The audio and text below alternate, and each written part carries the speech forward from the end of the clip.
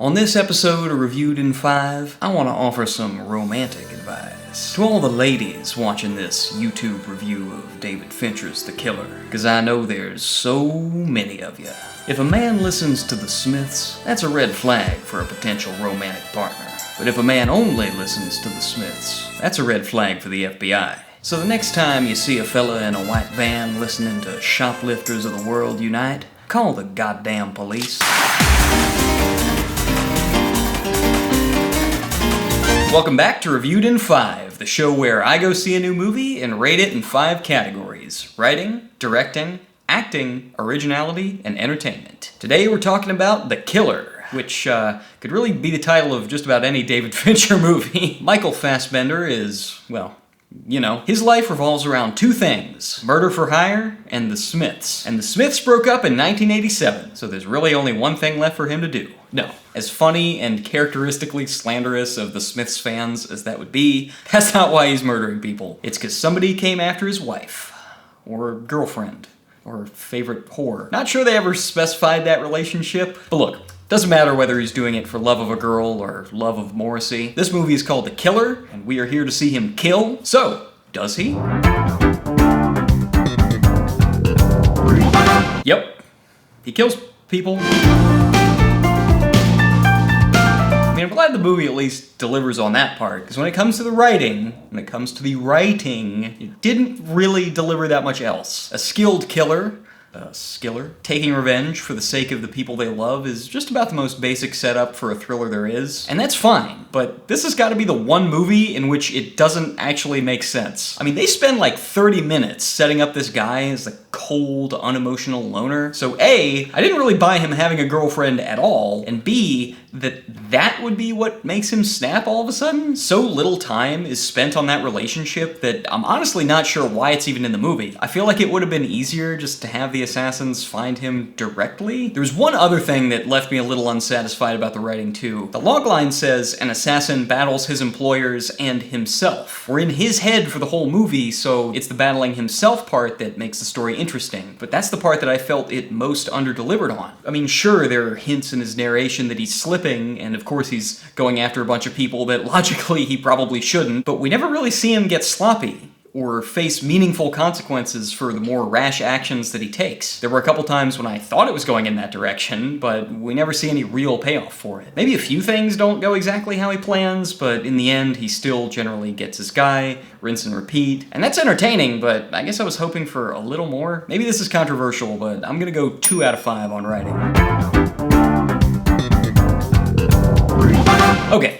So maybe the script isn't exactly Citizen Kane, or even the script about the script of Citizen Kane. Luckily, David Fincher is here to direct the shit out of it. Obviously, it's beautiful to look at in that Fincher-y way. Mirror, mirror on the wall, who has the greenest lighting of them all? But because Michael Fassbender doesn't talk a lot, his plans primarily have to be communicated through visuals and narration. And Fincher uses the visuals so intuitively that most of the time you don't even need the narration. It's just there to provide a little spice. A little extra flavor. I also really liked all the little details of how the killer works, how he collects information, how he gets in and out of where he needs to be, how he gets rid of evidence, and David Fincher is certainly the right person to capture all of those meticulous details. Since the broad shape of the story is pretty basic, it's those things that set it apart. He definitely made this movie the best version of what it could be. 5 out of 5. All this narration's got me wondering if Michael Fassbender would ever do an audiobook. Because if he does, you better believe that I'm gonna be first in line to pick up the restraining order saying never to let that shit within 10 feet of my fucking ears. You did this to yourself, buddy. I am never not gonna be able to hear you as an ASMR psycho assassin now. But as far as ASMR psycho assassins go, he is very watchable. His character is so brooding and cynical that it does border on self-parody at times, but I always bought him. He never let it get to the point where I checked out because I felt like I was being sold the Redditor's manifesto. There aren't any other actors who are in the movie.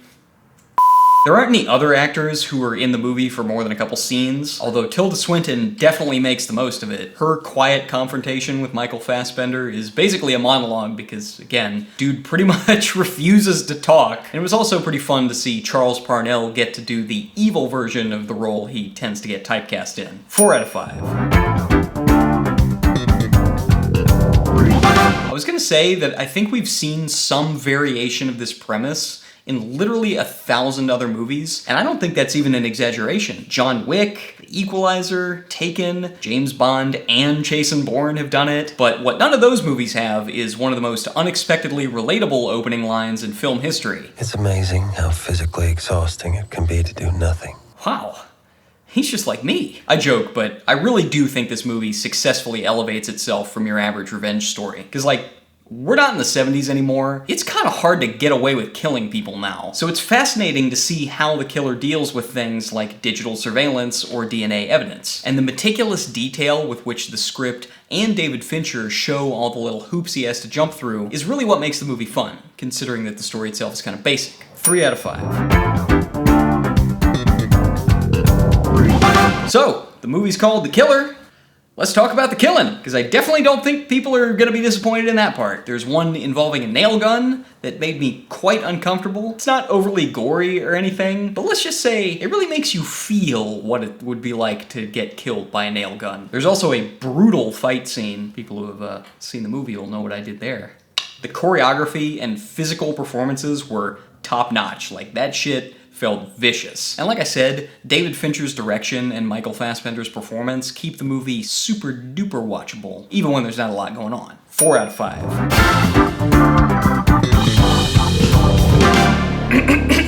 Yeah, still out here, not having done this calculation before right now. 3.6 out of 5.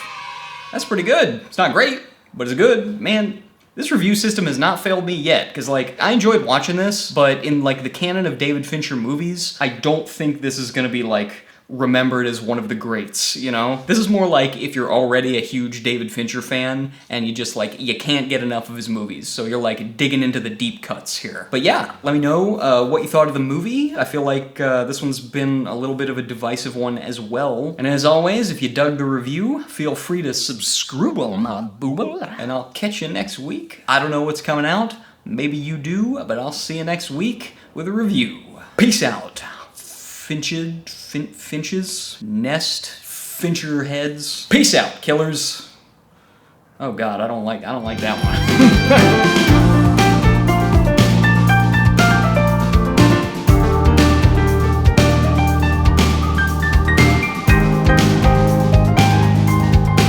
This movie is called The Killer, and we are here to see him kill. So does he?